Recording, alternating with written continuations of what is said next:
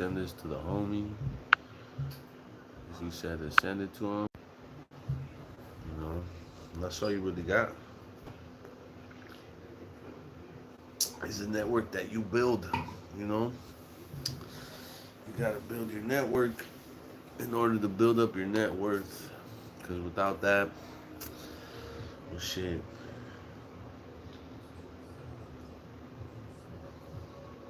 Without a network, you can't build up your net worth. There's just no way. Jesus, ¿qué tal? What's up, Chooch? Fucking Chooch on the Vivo. ¿Qué pasa? Oh, shit.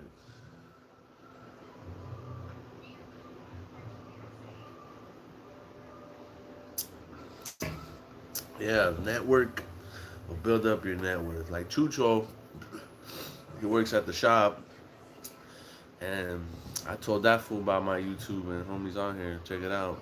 You know what I'm saying? So I think not looking for support from everybody, but definitely letting everybody know, like, hey, you know, I do this too, or I do that. I definitely bring you some support. You know, just telling people.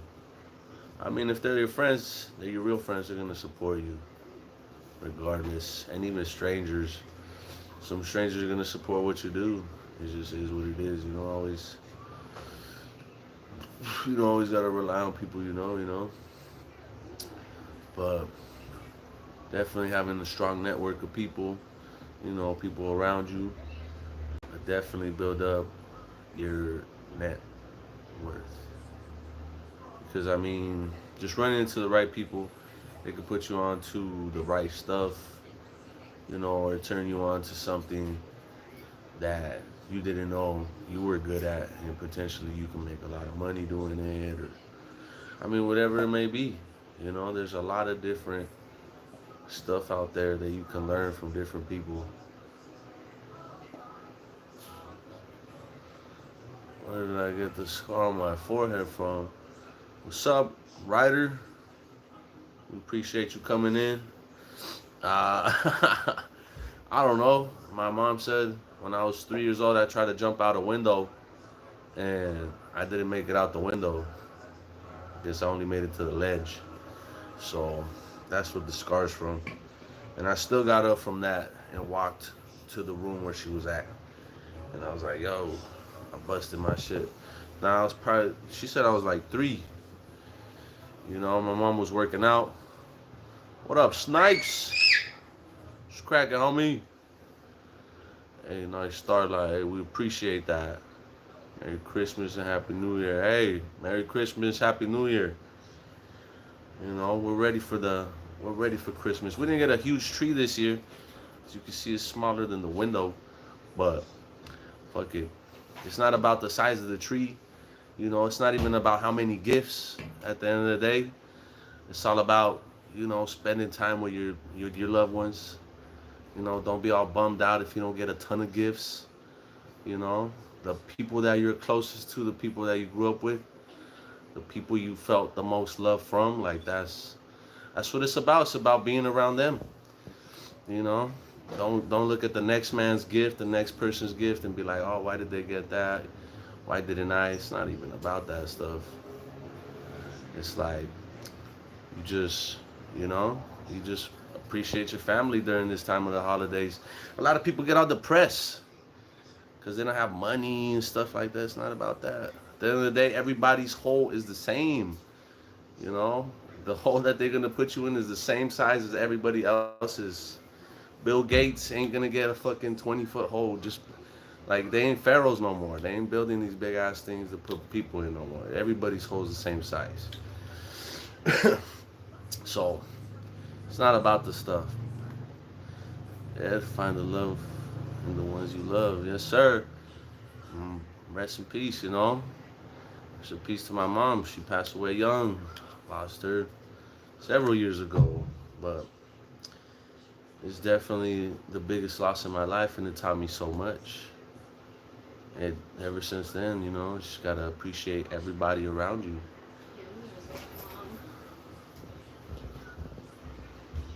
Hey, no, it's all a part of life, you know. All lessons are different. Some lessons are harder than others, you know. But ever since that happened, I definitely have a different outview on it.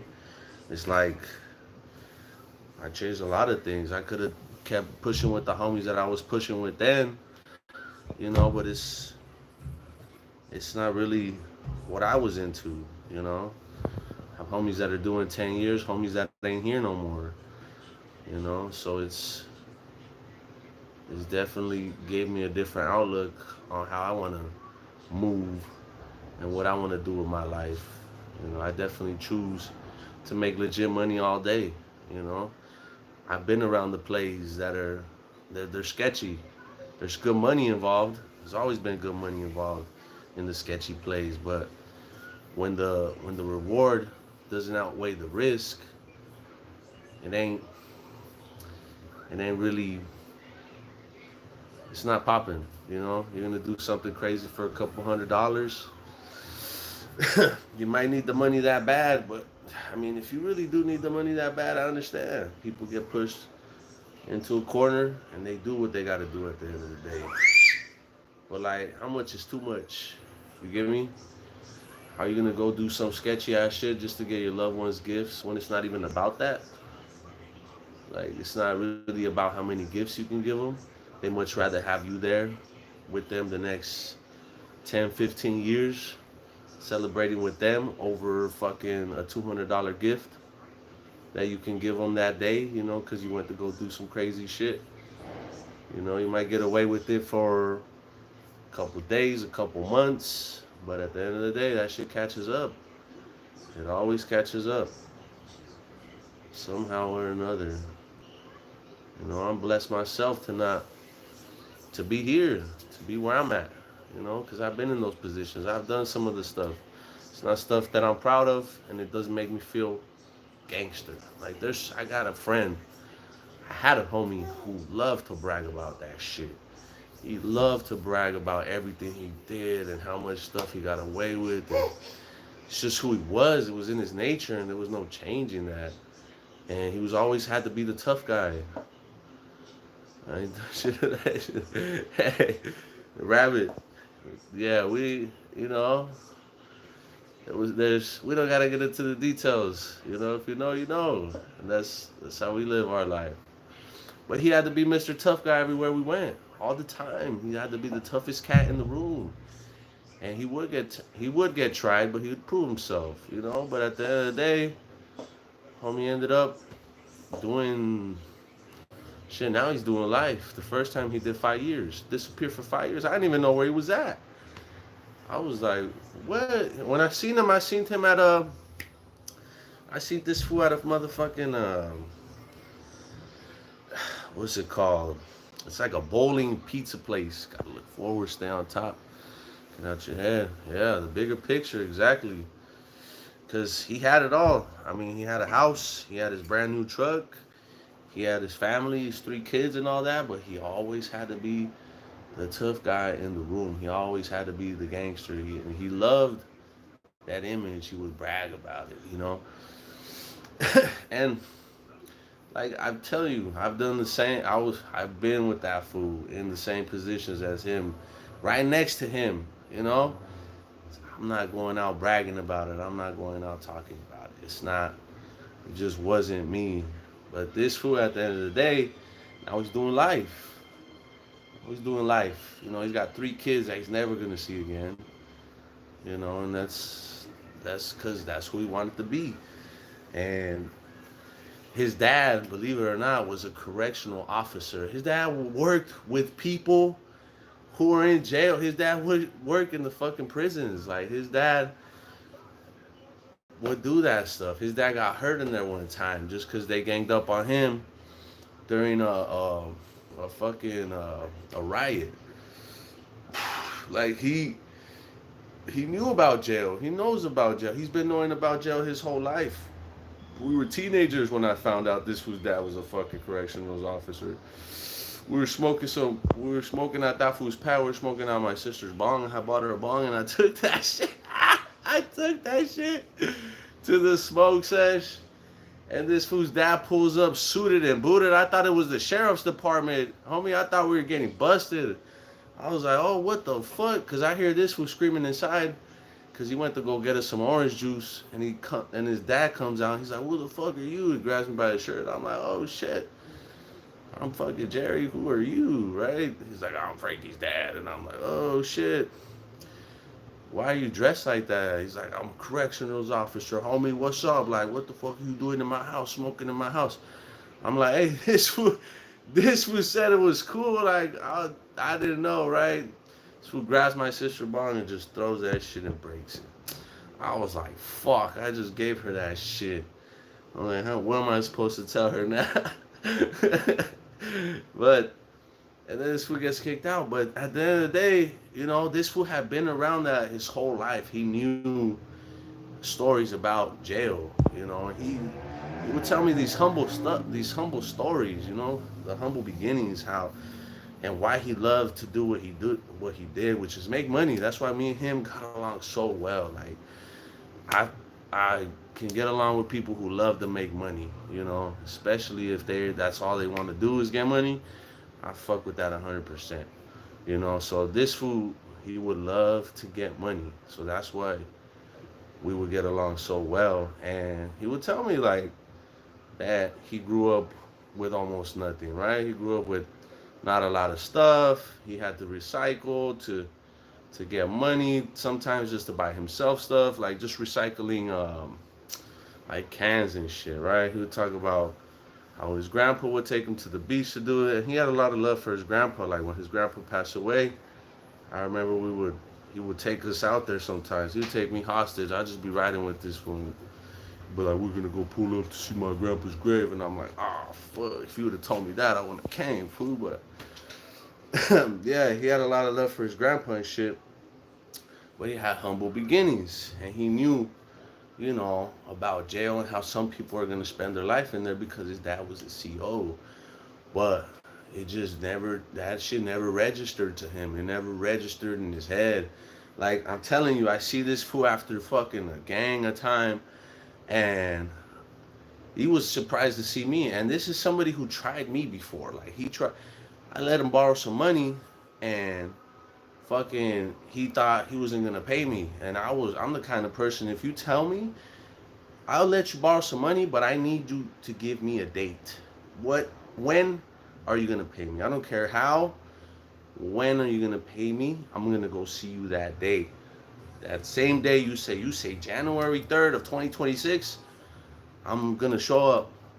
On January 3rd, 2026, I'm gonna show up and be like, hey, you say you're gonna have my money today. Like, what's up? I'm not even like on some fucking I'm trying to get my money shit. Like, hey, you said, right? You said you were gonna give me my money this day. So he gave me a date, pushed it back, and I had to keep going to his house, right? Because I'm gonna show up to get my money. I'm not gonna give you a phone call and say, hey, Zell me, because at the end of the day, like, I gave you cash in person. Like, that's how I want my money back, like, cash in person. Right? If the circumstances are really that, harsh to where you can't come and see me and give me my cash, I'll take a Zelle, right? I'll take a Zelle. But I had to go see him various times, and he tried me. He told me one day, he's like, I'm tired of you coming over here and asking for money. And I was like, what? I started laughing. Because I was like, what do you mean asking for money? It's my fucking money I let you borrow.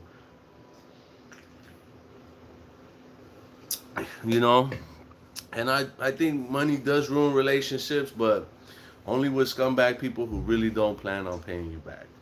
But anyways, he tried me, and at the time I had just lost my mom, so I didn't care no more. I just didn't give a fuck. I didn't need friends. I didn't need nobody. So I told him what's up too, and he was like, all right. So we were gonna get down. I was ready to beat the brakes off this. I'm telling you, I didn't have not one care in the world. I didn't have nothing to lose. I was fucking furious. So he starts crying. This fool's just this fool I've seen get down with various people, never back down from nobody, and he starts crying.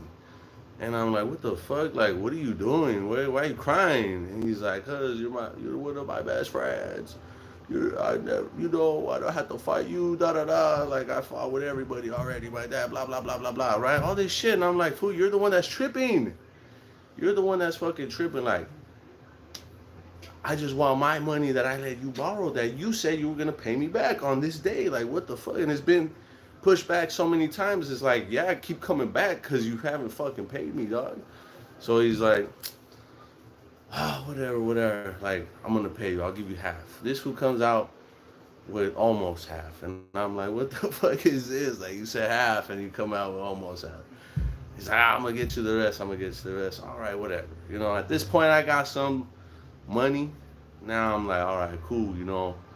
Let's put that shit behind us or what? He's like, yeah, fuck it. Like, I'm not gonna hold a grudge against you as long as you don't hold one against me, right? I told him what happens with my mom because he asked, and he starts crying again because he knew her, and he's like, oh, I'm so sorry, I didn't know, and then I'm acting like this, and like this is somebody who was always like, he wants to be the most gangster person in the room, kind of like Tommy and Goodfellas, kind of like that. Like he always wants to be the hardest dude.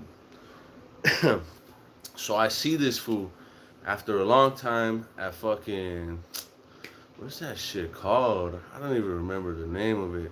Like a bowling alley with a pizza joint inside. It's in Ontario. I see this fool in there.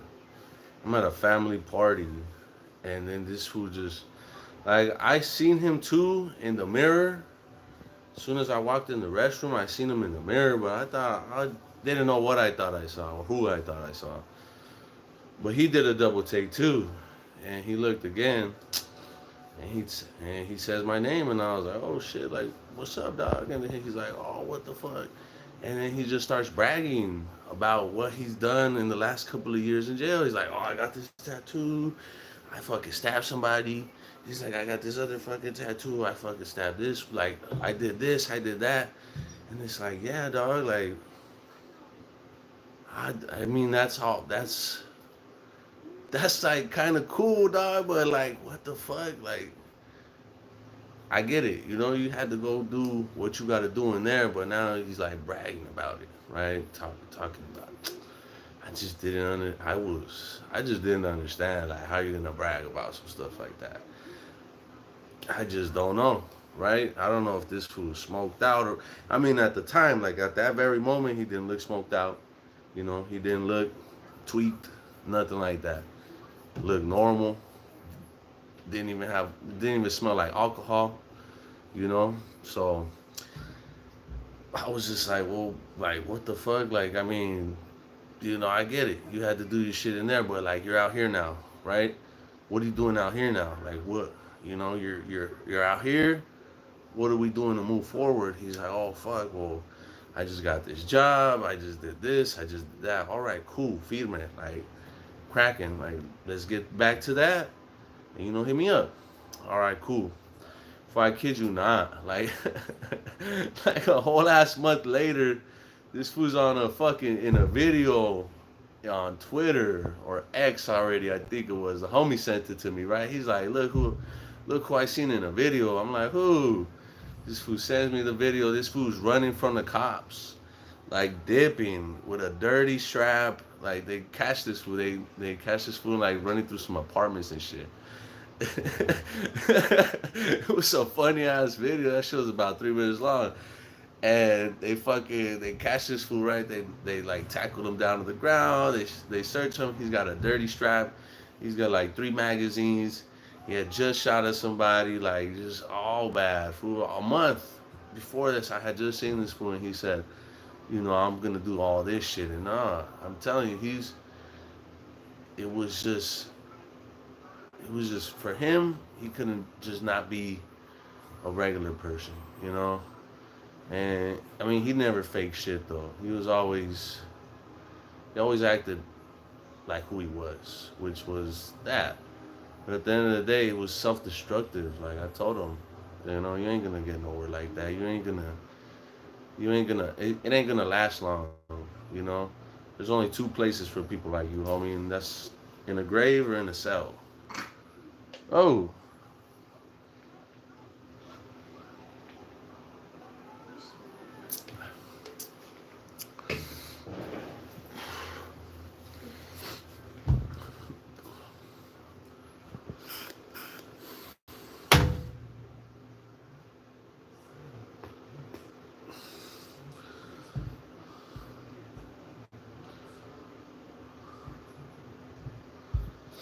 But yeah, being the biggest gangster in the room is not the move, man. And then faking it, like I feel like if I'm gonna do something, I gotta really have passion for it. You know, I really gotta enjoy what I'm gonna do.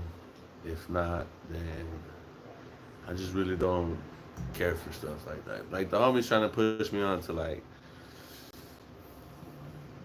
talking about religion and stuff like that because it sells. Religion sells, right? But it's not something I feel super passionate about, and it's not something I can get behind just because I can't stay consistent with that.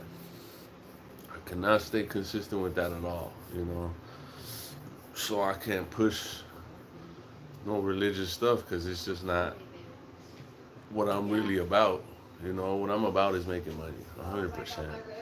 It's anything to make a dollar. I mean, it's especially when you're making a clean dollar. You know, we don't we don't want to make no dirty dollars really, because at the end of the day, we already know what that leads to. You know, I can make, you can make a lot of money. You can make a lot of money. But it's like you might not get caught the first, second, third, but you get so addicted to that you're gonna probably get caught sometime around the 10th, sometime around the 15th time, right? As soon as you get caught that one time though, that's it. You're gonna go from having everything you work so hard for, everything, take all that shit away. Everything. Taking everything away. You're not even getting left with nothing. There's not one fucking thing you're gonna get left with. They're taking all that shit away and they're gonna put you ass in a little ass box that you can touch by spreading your fucking arms out as wide as you can. You can touch one wall and you can probably almost touch the next wall. You know, you're probably only like 4 inches from the other wall. If you're a fucking tall motherfucker, you can probably touch both sides. But it's just like that. Your toilet, your bed, everything is right there.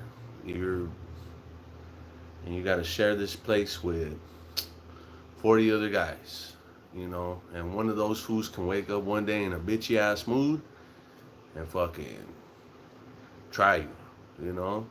That's all it takes. And one of them, you know, some of them aren't as mentally strong as others. And one of them fools is gonna wake up in a bad mood and that's it. You know? And again, it's like jail ain't a place you wanna be. Like what happened to Money Sign Sway? Nobody knows what really happened to that fool. Right? Nobody knows what really happened to him. Like everybody has their little fucking theories, but nobody knows the truth behind it. But one of the main theories is he didn't want a program. In California jails, program is just a part of the game, homie. And you're gonna have to run the program. If you're gonna run GP, which is general population, and you're gonna be in with everybody, you know, and all them fools are, the majority of them are in there for life. You know what I'm saying? They ain't got nothing to lose. Nothing is gonna change their situation, you know. And the way it is in there is they're gonna make an example out of you, and that's kind of what they did with Suede. It was like we don't care if you got all this popularity, you're kind of a celebrity, you know, you're putting on for the raza, you're putting on for the brown. They didn't give a shit about none of that, and they just fucking straight up said like, if you're not gonna run with us and run our program, we're gonna make an example out of you. And I think honestly it's bullshit, right? I mean, this is already somebody who cannot, because when they ask you to do stuff, you have to do it. You have to do it. You're not in there on your fucking, again, this is people that talk about like, oh, I don't like nobody telling me what to do and shit like that. When you go to jail, homie, you're gonna respect the person that you share that cell with to the utmost respect, because you're gonna learn in there like, oh yeah, you know, I gotta give what I'm gonna get, because that's all you got is respect. And there, that's all you got. There is no possessions. I mean, unless you're one of the fools who, you know, you can get your hands on a cell phone, you can get your hands on some money, on some commissary and stuff like that. Yeah, you're gonna be all right. That's a hustle still. At the end of the day, if somebody wants your stuff, all they gotta do is take care of you. You know, and you can take that any way you want. But I mean, just eliminating you again, you're gonna wake up in a place with 40 other guys, and all it takes is one of them to have a bad outlook on you, and that's it. You know, if he tries you and he accomplishes what he set out to do, that's it. You know, so they made an example out of Money Sign Suede, and it's honestly bullshit.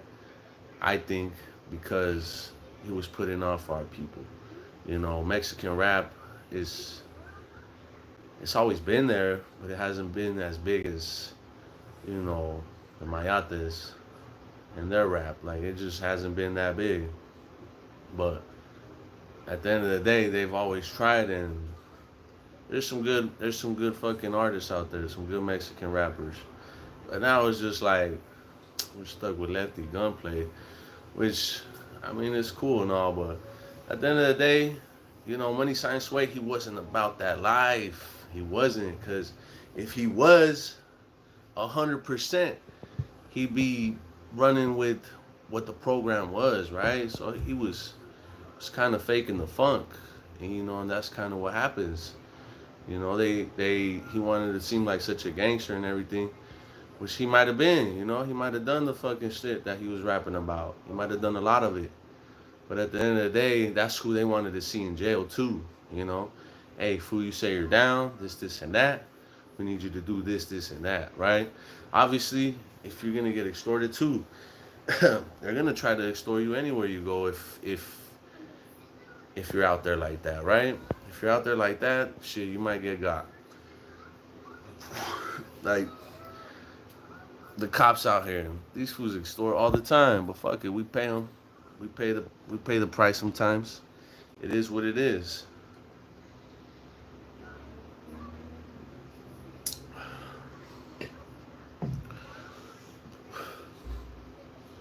But I mean, it's just not. It's just not where it's at. Like Lil Travieso, that's another rapper. Afu died at 18, dog. That shit. Afu's music was popping. I fucked with it. You know. I actually probably started listening to his music about 2, 3 months before he died. And then as soon as he died, it was like, oh shit, like what the fuck? But I mean, you heard it in his music. You heard it in his music. What he was about. He was about, you know, just being a knucklehead, just a straight little gangster, dog. A straight gangster. And he got taken out. They shot that fool, you know, and then it's another Mexican rapper that got taken out. But again, it's by our own people. Most likely, it was by our own people. Another Mexican cat that I don't know had hated him for whatever reason, you know. But he wants to be a big old gangster, and that's what happens at the end of the day. You're either gonna die, you're gonna end up in a cell. It's just it's just what it is, you know. There's not a lot of options for that kind of lifestyle.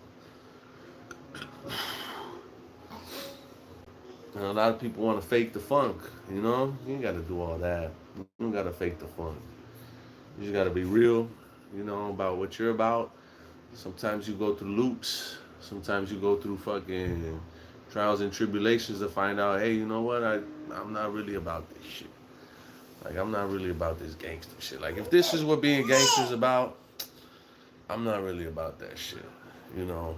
But that's the new age gangster. I liked a lot of the Italian mafia stuff, you know, a lot of behind the back, you know, behind closed doors kind of stuff, you know, kind of stuff, you know, you're not out there bragging, you're not out there making a scene.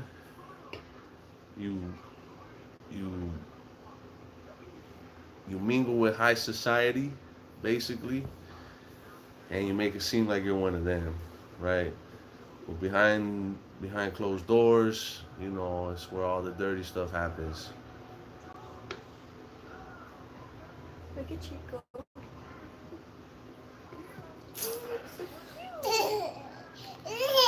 Yeah, look at them. Oh, ew. Hey, chill out, baby. Oh.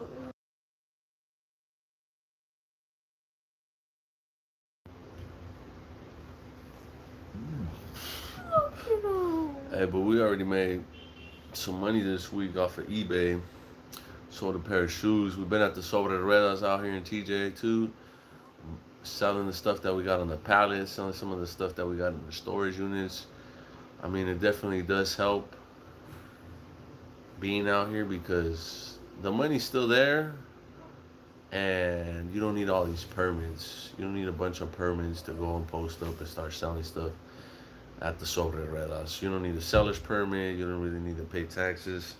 So I mean, as long as you're just kind of like starting and trying to get after it, if you can get, if you can start getting the ball rolling, everything else you'll figure out in due time. But the whole thing is getting that ball rolling. You know, if you don't get that ball rolling, just start going already, then you're gonna have a hard time getting anywhere. You can get to the finish line as long as you start and you get in that race, you're on track. You definitely want to get in that race, want to cross that starting line and just start getting to it. Whatever it may be, whatever idea you have, it's one thing to talk about it. Don't talk about it too much. Just get it started. Just start getting at that because very quickly, you know, you can start. You're gonna see the progress. You're gonna see the progress very quickly. All you gotta do is start. You know. So, but a lot of people, that thing for them to get started is like the hardest thing in the world. Because they make it difficult for themselves or whatever it may be. It's like, don't do all that. Don't stop yourself from doing something because you don't know the outcome of it. It's like start and start doing at it and give it your all, and then be learning, and then just leave no room for error as you go.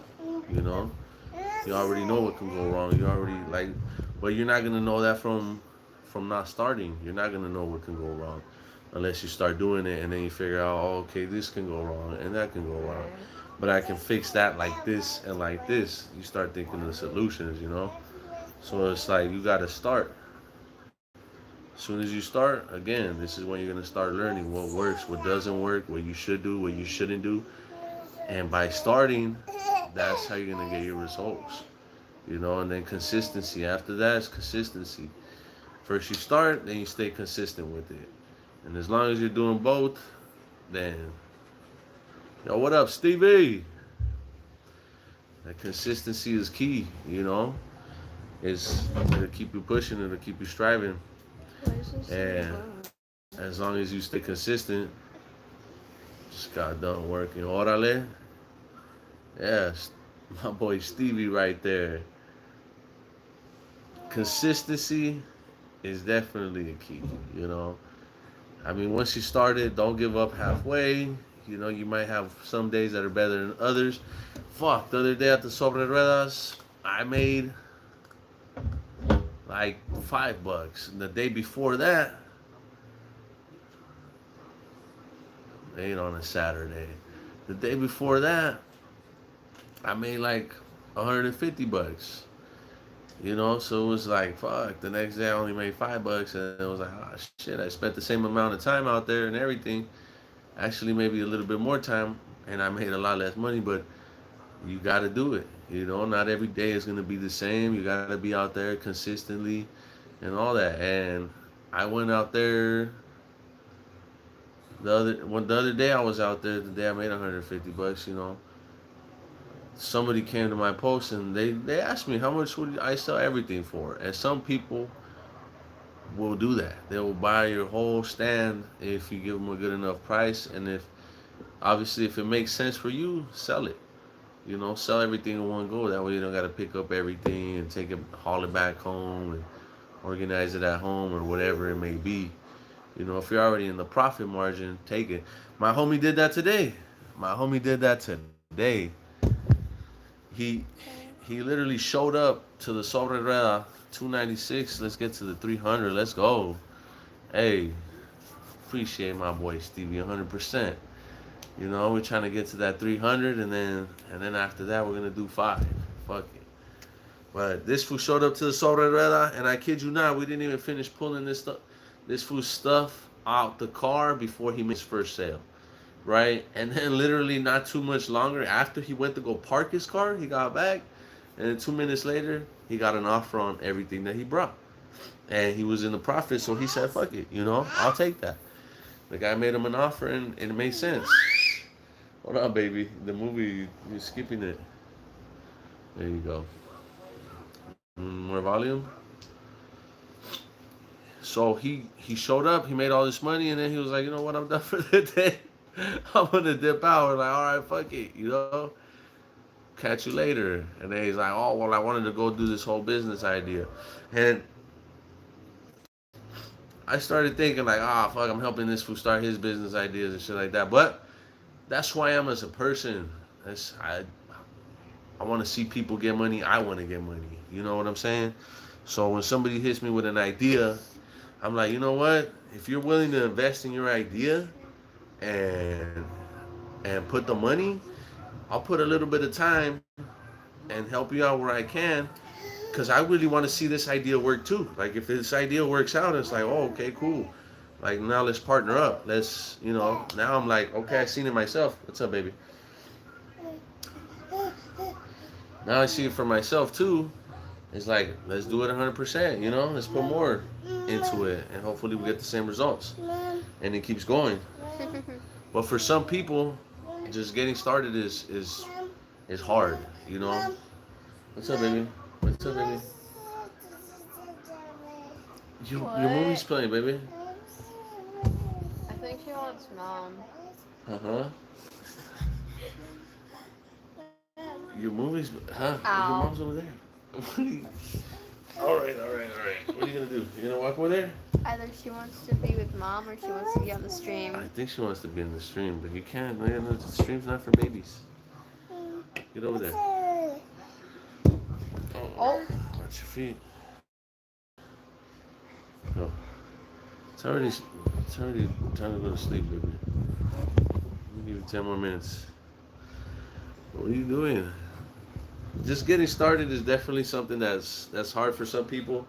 But I mean, as soon as they get started and they keep the ball rolling, shit, limitless. You know, what can happen after that is limitless. Like, think about it. I've only been out here for September, November, October, November, December.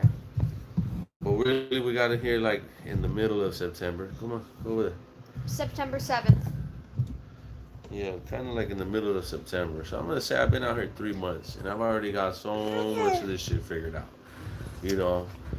And now that I'm here, I'm not gonna leave without doing what I came to do, which is I'm gonna build some fucking apartments out here, you know, and I'm gonna put that shit together. But I got it started. You know, right now at the moment, I'm still figuring out a lot of stuff. I don't have all the answers to everything. But I'm not scared. I'm not a shy person that's gonna let a couple fucking bumps in the road stop me. You know what I'm saying? I'm gonna keep trying to get out there. I'm gonna keep trying to learn and keep trying to figure out my way through. I mean, this new place. This place is brand new to me, and if I can figure it out, you know, I'm not the brightest person in the world. I didn't even graduate high school, and I can figure it out, right? I can come out here and figure a lot of this stuff out. Yeah, it helps that I speak Spanish, but I'm not even gonna lie to you. I did not speak a fucking word of Spanish when I was 13. I spoke some words, but it wasn't really until I started working at like 18 in construction, working around all these Mexican dudes, where I started learning all these words I didn't know. And it's not like I had to learn. It's not like I had to learn Spanish, and I didn't have to speak Spanish either. It's something that I chose to take on myself and kind of push myself to do, because I knew that if I can learn this second language, I can do a lot more. You know what I'm saying? I can do a lot more than what I can do just alone speaking in English. So I took it upon myself, and I always try to speak as much Spanish as I can when I'm out in public, when I'm talking to people who speak Spanish, just because I want to sharpen up that skill. I try to sharpen it up as much as I can, because really in a professional world, you want to speak, proper etiquette Spanish. You don't want to talk kind of like the street Spanish. You want to talk as professionally as possible. Because I plan on doing business out here, and then how am I going to do business out here if I only know street Spanish? It's not going to work for me.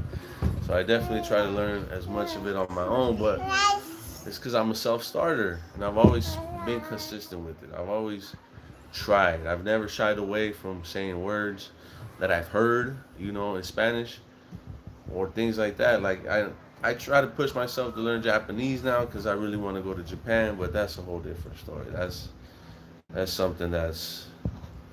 I mean, I don't know no Japanese people. I don't speak to Japanese people on the daily. I speak to people who speak Spanish on the daily, and they're more around me. So, we're definitely starting to do. Definitely starting to do something. She's just being weird, huh? I want to try to learn Russian for Halloween costume theme. Well, Wow, the time I get to speak, you stop interrupting me. but yeah, you don't gotta fake it to make it. You don't gotta do stuff. Oh, cool.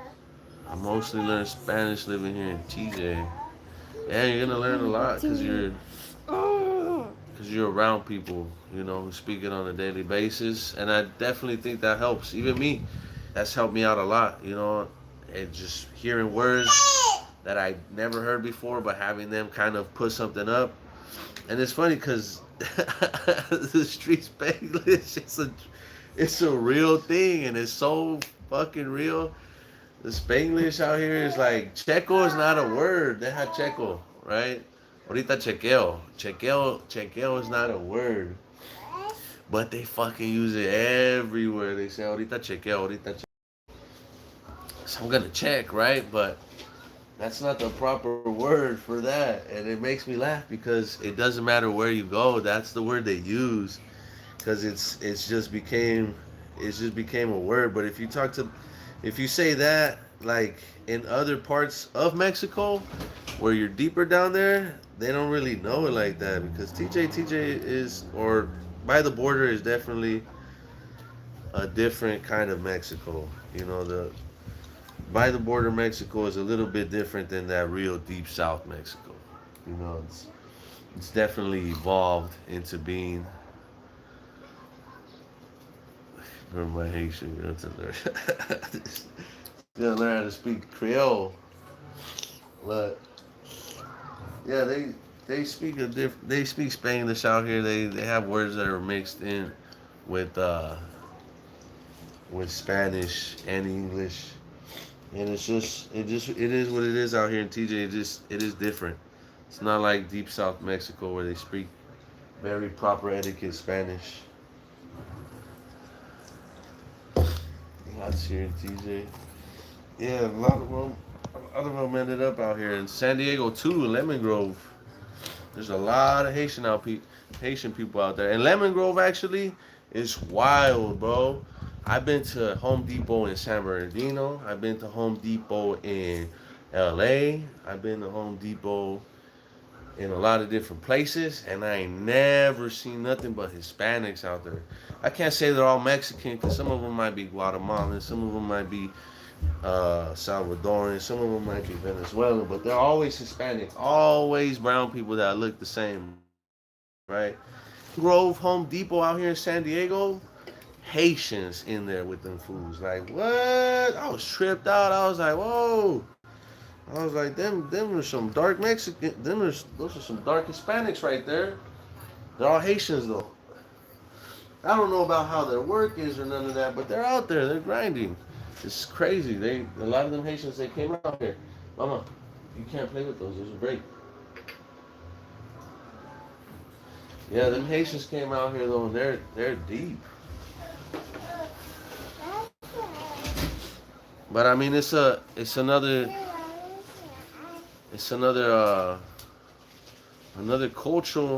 culture that's like they're. I mean, if they're down to work and they're doing the right things, I believe that's probably why they're out there with the Hispanics. Standing out there in front of that Home Depot because they're trying to work. They're trying to make it happen. And if they're honest people, at the end of the day, they're gonna let them stick around. They ain't gonna let those scumbags stick around. They're gonna run them out of there real quick. I mean, especially in the world that we live in today, where people are tired of other people getting by on them. It's like they wouldn't be there if they weren't really trying to work or do some kind of work. I don't think so, anyways. But at the end of the day, there's always something dark in the dark, right? And so I don't I don't know too much of what goes on in Lemon Grove, but out in Lemon Grove, there's a lot of Haitians out there in the Home Depot that they look like they're willing to work.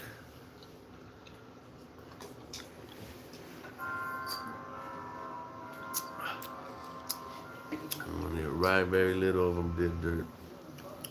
Orale. Yeah. I mean, I don't know. I don't know if Haitians were. I mean, you would see them. Honestly, you still see them in TJ now. Got jobs in TJ, married Mexican. Yeah, a lot of them did. You'll see them out there in the line. They'll be out there working. They'll be out there working in the line, actually. They're not all just Mexican now. I don't think there's as many as there is now as there was back then, but yeah. But you see all kinds of life out here in Mexico. A lot of Asian people, a lot of white people, a lot of black people. Not even they're not Haitian. They're just straight up black Americans. Speak English and everything, and a little bit of Spanish. And they're out here buying their house, doing something, or just living good because cost of living out here in Mexico is super cheap. You definitely don't gotta fake it to make it. Out here you can live the life that you've always wanted to live, a modest life, work in the US and have enough money to take your family out on the weekends, stuff like that. 400,000 Haitians died in the earthquake. Yeah, my homie went out there to Haiti. He was working with he was in the Navy, and he went out there with the Red Cross and all them to help. Get over there. Go with your mom. She doesn't want me to grab her ornament. Yeah. I was just speaking about this to one of my homies.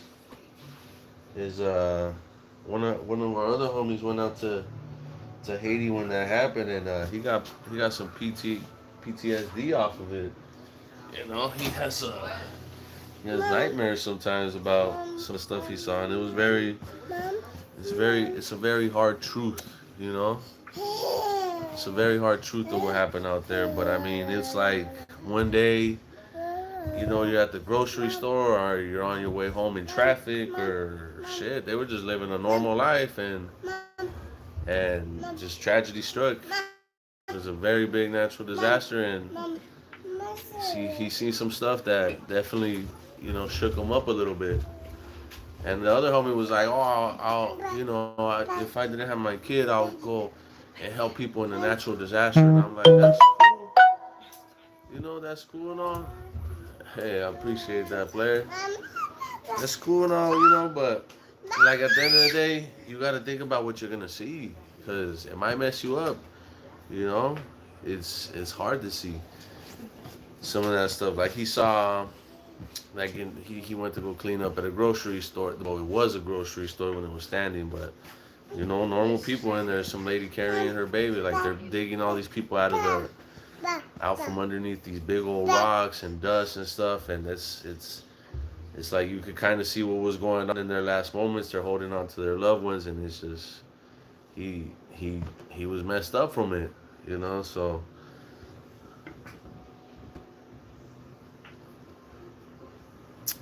but his intent was to go help, wanted to go help clean up the mess and stuff like that. He just didn't think it all the way through and think about some of the stuff that he was gonna see. And yeah, after that, Free Fire Kello. Hold on there. Hey, we was playing Free Fire and it was a pretty cool game and all, but it should take up too much memory on my phone. But yeah, I mean, I definitely say if you're gonna try and do something, you gotta be passionate about it. You know, don't try to do something just because of the money. I'm Hindi Indian. Hold on there. Uh, Sudar Musawala. No, Sidhu Musawala. Who's one of the best rappers from out there, player. Shout out Musawala. But yeah, I feel like if you're gonna do something, you gotta definitely be passionate about it to do it 100%. Because if not, I don't think you're gonna put as much into it as PM Modi. Never heard of him, but yeah, you can definitely make a lot of money doing something that you're behind 100%. You know, if shoes are your thing, there's fucking kids out here making them 2 million a year just from buying and selling shoes. You know, if hats are your thing, there's fools making a couple 100,000 off of some hats. So it just depends. Like if you're gonna be passionate about religion, I guess that's what you're passionate about, and that's how hard you're gonna go. But you definitely want to be passionate about something that you're gonna do. You know, and you want to find the right thing to do for sure. You know, don't tell me you're passionate about selling dope, or something like that, because that's just wild. You know, it ain't. That's not the move. But definitely passionate about getting money. You know, I'm trying to push more like the motivational side of getting money. You know, definitely if you want to be somebody who earns a high income, you gotta be somebody who has high energy. You know, you gotta definitely push yourself to do something at all times of the day. Like this whole YouTube stuff, even for me, is difficult because I'm not really passionate about YouTube itself, but I'm passionate about talking about making money, how I can make more money, you know, what to do with my money once I have money. It's just like that's what I'm passionate about. I definitely have a passion for cash. You know, I love cash. I believe cash is king, and it's gonna take you places. It can take you anywhere. It can take you anywhere in the world at any time of the day. You know, as long as you have enough of it. But you definitely want to figure out what works for you. You know, some people, stocks ain't it for them, or real estate's not it for them. So I mean, you definitely got to find what works for you with your cash. Don't always listen to everybody. You know, you gotta have some kind of passion behind it as well, in order for you to mess with it. You know, 100 different people could tell you different things, and at the end of the day, if you're not gonna listen to any one of them and do something in there, you're just wasting their time. You're wasting your time. You might as well tell them that you don't even want to listen to their ideas. Because I mean, if people are willing enough to tell you like what they're kind of doing with their money, they want to see you kind of do the same, you know. So I mean, at the end of the day, if it's not for you, you kind of just say that. But for me, I mean, I don't know. It's again, it's not a fast game. It's a long run game, right? Supposedly Warren Buffett didn't make all his millions until he was like in his 40s. You get me? He was putting all this money in, but he didn't make all this other money that he has now until way later, you know? So I mean, some of this stuff is about patience. I mean, I'm not gonna say go do swing trading, you know. I would. That's not a feasible. That's like it's like going to the casino right there. That's swing trading is definitely somebody who's in the market. That's their game. Really, for a normal person, your best thing is to buy something and hold on to it, and you know what? You're better off buying something that has dividends, because if you reinvest all the dividends that you get from it, you're just gonna end up making more over time. And that's kind of how I've been building up my portfolio. And I'm somebody who comes from I'm a first generation I'm a first generation American. You know, I'm the first to come from two parents from Mexico. Both of my parents are from Mexico. They knew nothing about anything about the United States. They don't know how anything works out here, and I understood that as I got older. You know, I figured that out as I got older. It's like, oh, well, you don't know anything of this stuff because you're not from here. You know, and you didn't. All you thought was this. You know, you have this mentality, which is the old Mexican mentality, is like, oh, work hard and save your money, and fucking work yourself to death and save your money. And that's the mentality that they were trying to push onto me, but I didn't like it. I didn't like that mentality. I don't fucking see myself doing that. I don't see myself working myself to death for somebody to make them a fuck ton of money, and I gotta save all my fucking money. I just didn't see it like that. I don't see it like that even to this day. I fucking looked into what made a lot of these Americans wealthy. What made some of these people as wealthy as they are today. I spend a lot of time looking at stuff like that. I try to figure that stuff out. And it's the long run game, you know. Nobody got rich overnight. The homie sometimes he wants a get rich scheme, and it's that's all it is a scheme at the end of the day. It's not something that's gonna last long. It's not something that's gonna last forever, and if it's not gonna last forever, then it's not worth investing any time into it. You know what I'm saying? So you might as well invest your time into the long run games, the stuff that it is gonna take a little bit longer, but you're gonna get there eventually. You know what I'm saying? But at the same time, you don't want to always work for your money. You don't. You got to make your money work for you. And the faster you can make your money work for you, the faster you're going to get to even more money and to even more levels of wealth. You know, it happens just like that. If you're making money while you're sleeping, you're making money without even having to work for it, then eventually you're going to have more than enough money to take care of everything else. You know, and then you can take those trips, go to those places without having to worry. But I'm the first generation in the United States, and I and I moved right back to Mexico. But the reason being is I'm from California, and now California is a great fuck. California was an amazing place to live, maybe in like 1990s to 2005, right? Then fucking the shit crashed, and it was just a horrible place to live again. But California now is just it's a crazy ass place. Like I don't know. Maybe they do this they do stuff like this in Chicago. You see it on the news. Maybe Atlanta, maybe New York, right? But these are the most populated places. But again, California is just insanely fucking expensive. Probably like Miami, probably like New York. You know, it's one of the most expensive places to live, and real estate wise too. Real estate wise, I mean, uh, an apartment in an okay neighborhood, is gonna cost you between 1,600 to $2,000. You know, if it's in a nicer neighborhood, north of $2,000. And I got a homie now who he was making good money. I have three different homies to talk about. One of them is a barber. He has his huge clientele. He's made a good amount of money, but he moved to Arizona because just the housing options just weren't there for him. And if it was an option for him, it wasn't in the neighborhood he wanted to be in. So he takes off to Arizona. Had another homie who thought going to Indiana was gonna fix a lot of his problems, and he goes out there and shit actually just got even worse for him.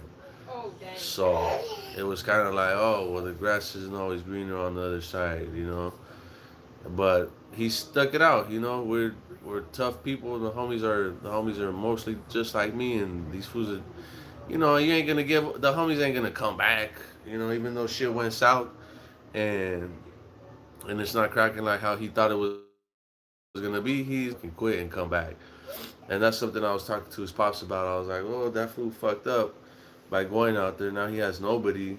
But it's like he's not the kind of person that's gonna come back either and fucking tuck his fucking tail between his legs and be like, oh, I fucked up. Like, nah, he's gonna fucking stay out there. Just he's gonna stay out there and he's gonna fucking handle business. Cause that's who we are. That's the kind of people we are, you know. And that's the kind of people I hang around with and I have around me. Is like people who are fucking. They're tough to the core, homie, and it's in more than one way, right? And then I have one more homie that he just moved out of his in-laws house, which is nothing wrong with that. I actually told him to stay there, dog. I told him to stay. Yeah, I know you want to talk, mama, but yeah, I know you want to talk, baby, but it's not your show. It's not your show. It's not the Griswold show. Okay, so get over there.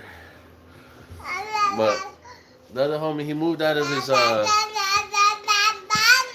his in-laws house, and he's talking about, oh, well, you know, it's so much better. I'm here now, this, and that. And I told him, I was like, fool, you should have you should have been saving your money, and buy yourself a house somewhere it makes sense, right? Now he's not really having as much fun as he was in the beginning because shit is so expensive now. I mean, you can't even take your family to the movies in California no more because it's like, fuck, just the tickets alone are over $60 for 3 people. And then if you want popcorn or anything else, you're talking about at least $100 to go to the movies. I remember my dad used to take us to the movies all the time, and it wasn't nowhere near fucking $100. And now it's just insane, especially in California. Like I said, I'm from Cali. I've only ever lived in California. There's other states that I know are cheaper, but I chose to come out to Mexico because it was just, I'm only 2 hours away, you know. Maybe a little bit more if I had to sit at the border, but if I don't have to sit at the border and I cross in 15 minutes that day, which is a possibility, you can cross that fast. It just depends on what border you go to. I always go to Otay. I always try to go to Otay because it's a quicker way. And they're actually making an even quicker exit through Las Torres. They're making another, like it's a fast pass. It's like a fast lane. You got to pay to go through it, but you're going to get out a lot quicker. And now they're making 3 entrances here in California. They're all going to kind of be like, I want to say from San Isidro to Otay, it's maybe about 5-7 miles. You know, it's not too far. But now there's going to be another one like another 2 miles away. So it's just going to be, it's going to be even quicker to get in and out. And the reason they know, they know, California knows that people are leaving California and going into Mexico. The United States knows this. And instead of fixing stuff for, you know, the hardworking Americans, the real middle class, they're really just trying to eliminate the middle class is what it looks like. And people talk about it all the time, like, oh, they're going to eliminate the middle class. They're going to eliminate the middle class. It's happening now.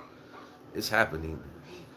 The middle class is getting eliminated. There's no more middle class, you know, and there's not going to be, there's still very few of them left, but very soon there's not going to be a middle class anymore, you know, and the people who are going to different places to live because it's just too damn expensive in California, they're going to be able to stay in that middle class.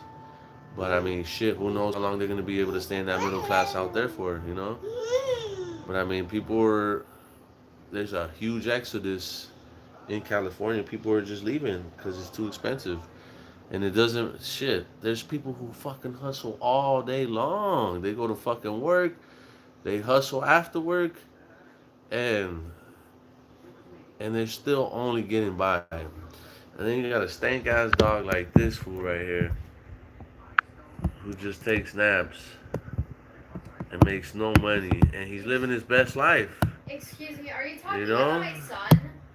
He's not stressing about nothing. He's just chilling. He's living his best fucking life. But it's just that it's too damn expensive. Like if you want to start a business in California, you better be ready to sell an arm and a leg, to get your business off the ground. But I mean, it's just not the American dream in California. It's just not feasible no more. It's just not. It's almost. I think California is gonna be like an exclusive state at some point, which sucks because I grew up in California. I fucking loved it.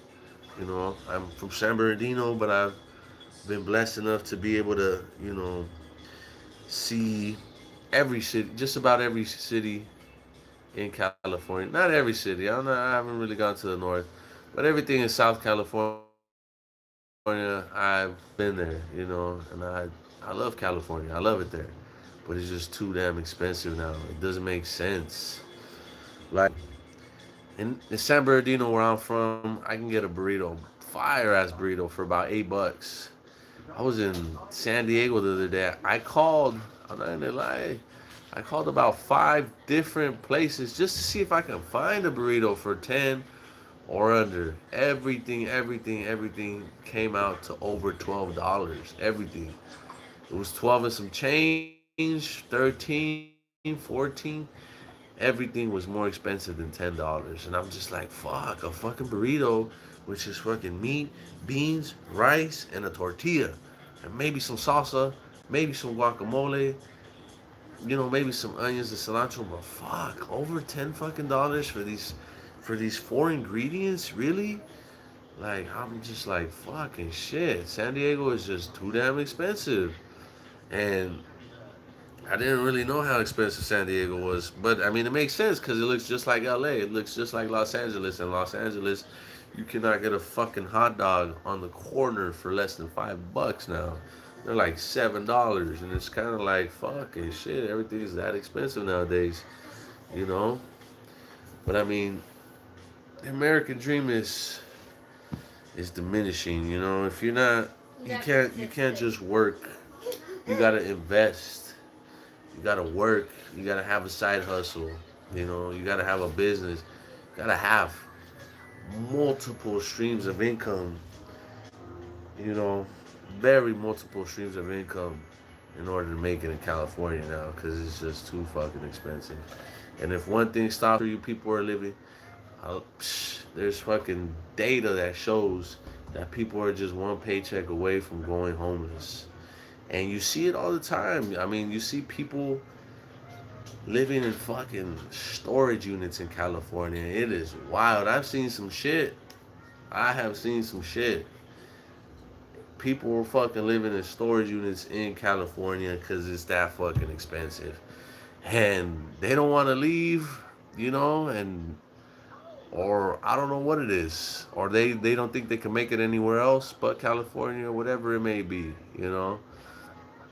And a lot of this situation comes down to inflation, really. And I think it's all, again, I don't know if it's the government. I don't know what it is. Do they want to get rid of the middle class? I don't know why they would. But at the end of the day, they're not helping nobody. So it's, we're in a time now where you have to really learn about finances and about where your money's going and how you're spending your money. Because if you're not careful with every cent, with every dollar, you're either overspending and you're just not gonna make it. Because it's wild out here nowadays. But I mean, you see these people who do this. Like my mom, she loved couponing. She really enjoyed it. So I mean, there's ways you can save money. It just takes, you got to invest some time into that. And saving some money is definitely going to take you a long way. But I don't believe you should fake the funk. You shouldn't be trying to impress people. You shouldn't be trying to keep up with anybody else's lifestyle. Like, if that's not your lifestyle, 50% of Americans do not have $1,000 available in case of an emergency. crazy, crazy, crazy. And shit, nowadays $1,000 ain't even enough to get you out of an emergency. You know that if your transmission goes out, that shit's gonna easily cost you like over 5 grand. Or if your car overheats, it's gonna be damn near $1,000 to take care of that. No. Right now, what time is it? 10:30 already.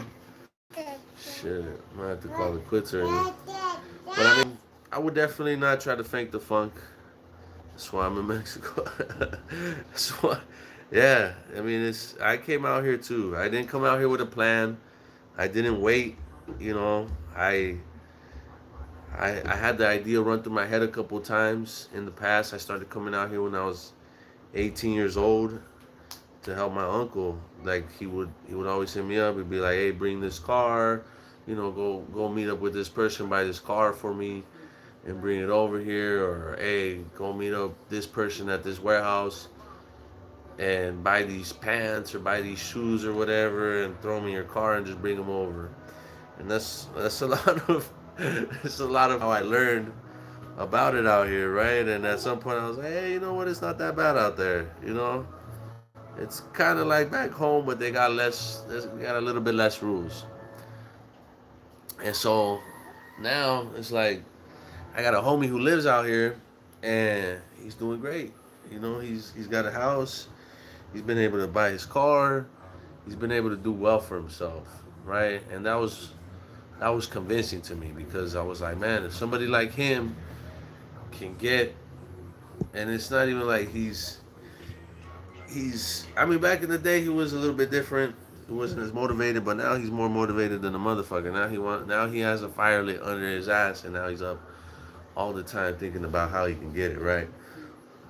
And I try to shoot him ideas, but maybe he overthinks them, right? But it is what it is. But I said to myself, if somebody like this is doing this well out here, just checking the eBay. eBay be selling stuff out of nowhere. But I thought, man, if my homie who, has the worst luck and has had a hard time, if he can dig himself out of a hole and bring himself to this level, man, I wonder what I can do out there. And I'm not saying I'm better than him, but I just know who I am as a person, and I'm just so fucking motivated. I'm just I gotta do something, right? I came out here with a plan.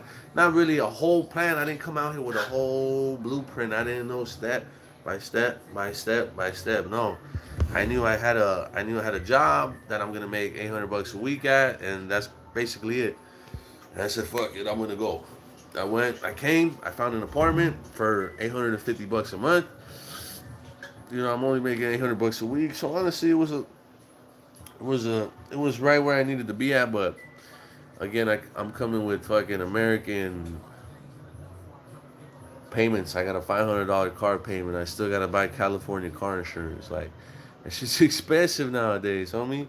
I still gotta pay California gas. But it is what it is. I was like, all right, fuck it. I'm gonna take the little bit of money, and I'm gonna figure out how to make it into more. You know. And so I came out here. I came out here with not a whole blueprint, but kind of with a plan. And the plan was very vague. The plan wasn't a fucking step by step instruction of, hey, I'm gonna do this, I'm gonna do that. It was more just like, hey, this is the plan, but we'll figure out how we're gonna, we'll figure out the recipe that helps the plan come together as we go. And I came out here and I'm kind of piecing everything together. I've only been here, again, 3 months, and I know how to import items, a couple different ways, but it's definitely, I'm paying the importation to the point where it still makes sense, where it's still profitable for me. You get me? But it's more profitable for me if I import more items as to just one or two or three. It's more profitable for me if I import 6 items at once. It makes more sense that way. So it's more of a quantity kind of thing, but at the same time, it's like I figured all this stuff out. and nobody told me like exactly how I was gonna learn this stuff. It was all by doing it. It was all by doing it. It was all by coming out here. It was all by putting my feet in the water, and then deciding to go deeper into the water. And all I didn't even need a push, really. I I didn't even need a push. The idea came across my mind. I said, you know what, this is an opportunity for me to do something completely new, to get into a new atmosphere, to get into a new place, and hopefully get out of my own comfort zone. Because I'm guilty of getting into my comfort zone. Everybody is. I mean, it's hard to not get comfortable. When you're comfortable and when you're good at where you're at, sometimes for a little too long, and you stay there a little too long, and fucking 4 or 5 years are gonna pass you by just like that, and and you're gonna be in that good place, but you might not take it a step above that. And me, I want to take it up all the way. I mean, like I said, I'm a first generation American. I think like a fucking American. I think like a true American from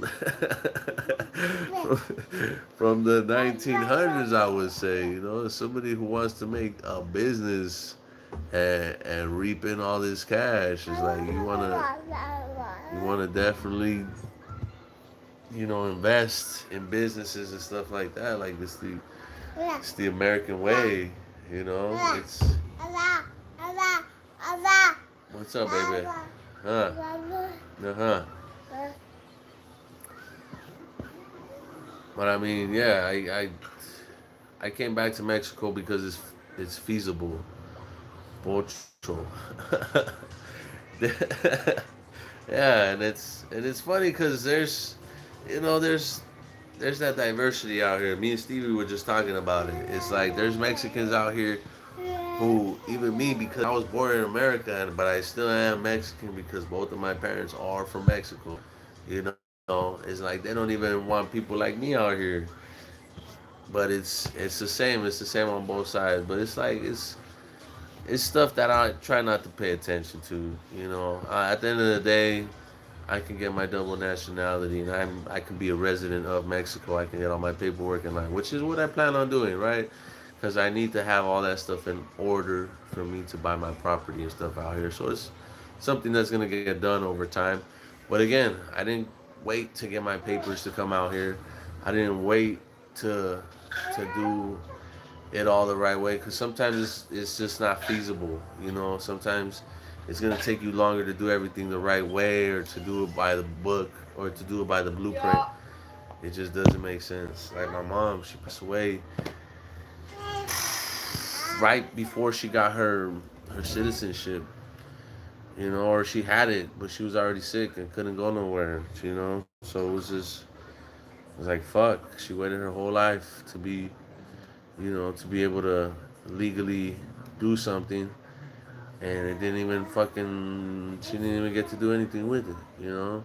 So imagine if she was stuck in Mexico and she waited her whole life to come over here legally, and she only got to enjoy 2 months of being over here. It would have been such a fucking waste. So I mean, time, you're only limited to so much time. Everybody's is different, and you should definitely be doing what you feel passionate about during the time that you have. Is do what you feel most passionate about, and don't fake the funk. Mexican mortgage guy, he can find Americans for a house. See? There it is. When there's a will, there's a way. When there's a will, there's a way. There's Asians out here, Chinese people out here buying properties, building houses. Like, if they can do it, shit, why can't we? Why can't we as Mexican Americans? Why can't we as Americans, Californians, straight up neighbors? And it's out there for all of us. But again, if you're from the United States and you grew up far away from the border, there's all this propaganda, and there's all this scary stuff that they put on the news. Gus the Magic Man. Hold on, Gus the Magic Man can get you a pat out here if you're American. But a lot of propaganda out there that's kind of scares Americans from going into Mexico, you know. But I mean, really, I think it's all they're doing is scaring people from opportunity. Because if you look at some of these fucking hotels, these are American hotels out here in Mexico reaping all this fucking cash because they put their hotels in the tourist spots, and they're American hotels in Mexico in the biggest tourist places, you know. So I mean, shit. And there's all these people that talk about uh, Trump is gonna kick us out. Trump is gonna leave us out here. Trump doesn't like Americans that move to Mexico. You guys are tripping. Some of Trump's best friends have hotels out here in Mexico. They have fucking buildings out here in Mexico. It's just if you look at it the right way, it's a place of opportunity. But honestly, I mean, it's all about perspective, right? The homie Alex Temecula, for him, it was the move. It was a place of opportunity. It was a new place for him, and that was his new opportunity, and that's where he wanted to go. Magic man. Orale. Shout out my boy Stevie though, a real player in the game. He's been out here a long time, and I'm always getting. That's why I like networking, cause you never know what you can learn from somebody. And you might not learn it from the first conversation or the third conversation, but after you know a certain amount of talk, you're gonna start learning something from somebody. You know, and this is about networking. Is like it's not always. You shouldn't always be looking for a business transaction. You can't always be looking for a business transaction. It's not always gonna be one. But if you genuinely listen to people and what they have to say, sometimes they're gonna give you these keys that unlock doors for you. That unlock doors for you that you never even knew were there. It's just like, oh shit. And networking is important, to do that, in order to do that, because if you don't network, honestly, you're not gonna level up in worth. It's just gonna be impossible for you. You gotta network as much as you can. Obviously, you gotta be a person who can read people. You want to be able to read funky people. I had an uncle who fucking scumbag uncle. He wasn't even my real uncle. Fucking Jim. This guy, this guy, he married my aunt. And we all thought he was an engineer. He had a fucking engineering degree. Fool's a scammer. At the end of the day, fool's a scammer. I got scammed by my own uncle, who's not really my uncle again. He's like he got married into the family. Trump is going to kick his wife out too.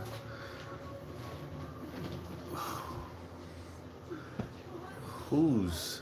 But anyways, my uncle scammed me out of fucking, I think it was like $1,200 or $1,500, right? And I wasn't gonna trip on my aunt's boyfriend. I'm not gonna beat that fool up, right? But he fucking faked the funk on all of us, on all of us. It ended up turning out that he borrowed a lot of money from other family members.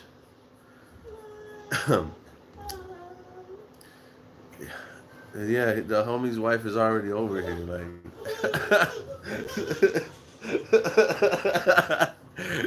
Stevie ain't going back to the U.S., so I mean, we ain't tripping. But Trump is not gonna kick nobody out. He's not gonna, he's not gonna close the border. Like, there's no way. But my own uncle scammed me.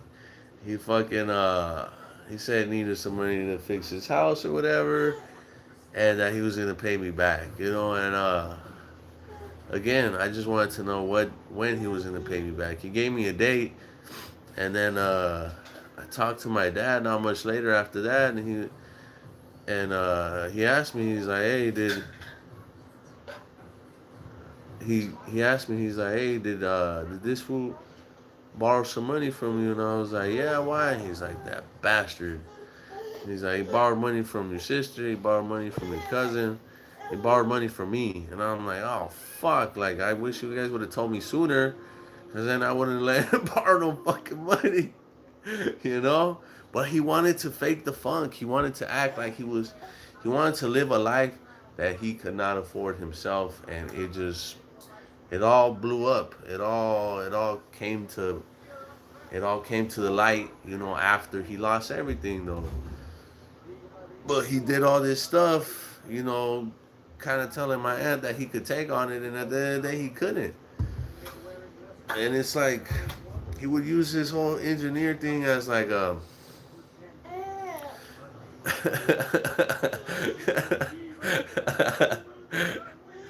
Oh shit. Uh, hey, as long as you give me a date on when I'm gonna get it back, I got you. But this fool, this fool he wanted to act like he was somebody who he really wasn't, and he would use his engineer degree or whatever, uh, and to make it seem like he was, you know, like he was in a better position than most of us, and it wasn't like that. It was crazy because I'm a kid, and this was an older guy, and he borrows, you know, $1,500 from me and a bunch of other family members, and then just ends up not paying nobody back. They sell the house, they lose money on it, and it was a big old mess. And it's like he took on this stuff that he couldn't handle, but it's because again he felt like he needed to do all that stuff. I don't know, but I feel like America again, being in the United States, being in California, anyways, it's like you're in a popularity contest with all these people. You know, everybody's trying to be like, oh well, I got the Gucci and I got the Louis, and then at the end of the day, none of that shit matters because a lot of these people are in debt, or some of them are really doing it, you know, because they figured out the other stuff beforehand. Though, you know, they're making all this extra income from a whole lot of different things, and then they're able to afford that stuff. But some people just fake the funk from the get go. You know, I got a homie who has a whole recycling center, like, and this fool's been doing that shit low key, like the whole time. The whole time he's been doing this shit low key. He's been building this recycling center. He's been building this shit up, and he's a humble dude. But he has a brand new $100,000 truck. He didn't go put rims on it and all this other shit that he can do. But it's like he didn't tell nobody. He just got to work. He just got to work, started making it happen. Never had to fake the funk. And this is the same homie I used to sell weed with in high school. This fool gave me my first ounce to sell, and I was like, oh shit, like, oh, this was about making money, right? I made that fool the money, and it was cool, you know. But it's like it's a money mentality, right? And it's living at your means, because if you try to live a life that you really can't afford, you're not gonna get far like that. You're gonna end up in debt. You're gonna end up losing everything. And that's what a lot of people don't understand. Is like you can choose to live whatever kind of life you live. You know, you have a choice, and you should definitely choose to live at your means or below your means, because you know at the end of the day, it's not a popularity contest. It's how long you can feed your family, and you know how long you can take care of them.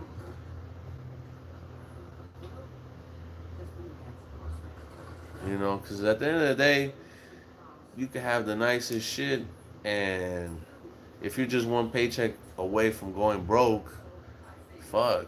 I mean, what happens when you miss that paycheck and that first payment, and then that second payment? You know, it's just all that shit they're gonna take away from you, and you work so hard to achieve most of it. You know, so I mean, some people just take on all this debt and all this stuff just for an image they really can't afford, and at the end of the day, they end up losing it all. Instead of living below their means in the beginning and building something that's a cash flow, you know, a cash cow. You got to build a cash cow. You you you got to build that cash cow no matter. Well, something that you're passionate about is definitely going to be something that is going to be able to push that cash cow to the you know, to the next level if you're really passionate about it. But you know, it's too many. And like again, we live in a whole different world than we did in fucking 2007. The internet came along and all these people are competing with each other in these pictures, that they travel around the world and all this other stuff. I met a homie through another homie who he has all these dope ass pictures and him traveling, right? And I'm like, damn, how are you able to afford that? And he's like, to be honest, dog, I can't afford none of this shit. he's like, if my lady didn't work as a stewardess and get us free trips and free flights, I wouldn't have gone to none of these places. But the places that we have gone to, they've all been really cheap. He talked about going to, I think he said Thailand and the Philippines and places like that. And these places, they're worth traveling to because the dollar is very strong over there. The dollar holds a lot more value over there. So I mean, he had a blast over there. But in places where the dollar doesn't have such strong value, you're not gonna have as much as a great time. Like in Europe, the euro is more costly than the dollar. So I mean, if you want to travel to Europe on a budget, it's just not gonna happen.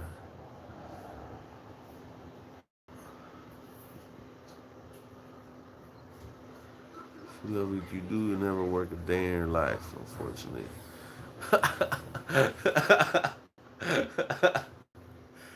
Hey, there's a hundred other things you could do though, Stevie. Shit.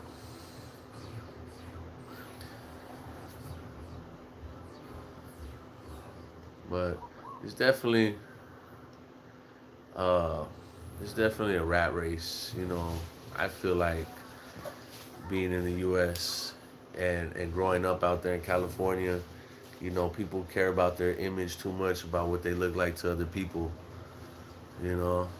The cameraman, you can always be the cameraman. There's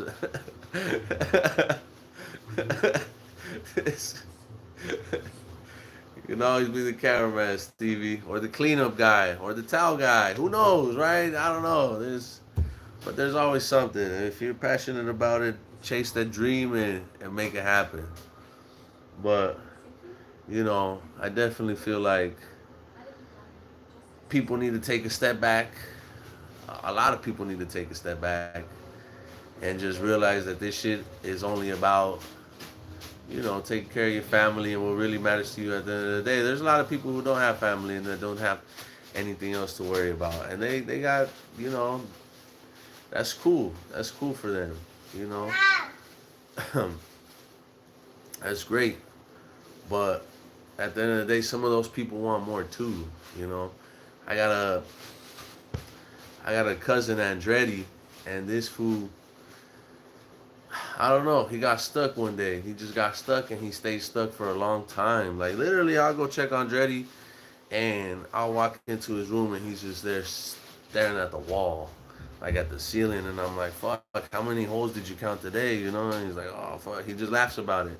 But he got stuck. Andretti don't got no kids, no family, no nothing, and he was honestly. I have so much love for Andretti because he was there for my mom a lot when she was doing house spice and all this stuff, and I think some of that messed him up. I think him having such a close person to him, somebody that was like a second mom to him, seeing how she kind of withered away, it messed him up. And he fucking and he hit a wall, and he just got stuck, and he didn't make no more moves. But fortunately for Dreddy, it's like he didn't have a family. He didn't have nobody to look after, to do anything for after that. So it's just like he was able to take that break. And my aunt, but she's got it's kind of a burden on my aunt. She has to take care of him. She has to provide. Like, he's a grown man now, and she still had to do all this extra stuff for him. But you know, he never he never faked the funk. He he lives at his means. He doesn't go for too much, but he's complacent. He's happy with what he has and all that, which is cool. But like for me, I saw Dreddy, and I knew he has a lot of potential, to just throw away and not do as much as he could with it. But shit, some things in your life are gonna happen, and you can take them so many different ways, and you can either run with them or you can let them stop you. You know. But shit, it's already past 10:30. I'm already a couple minutes past my time, but I appreciate you guys tapping in. Make sure you guys like, subscribe. I'll catch you guys later. Peace. I appreciate you, Stevie. Catch you on the next one, player.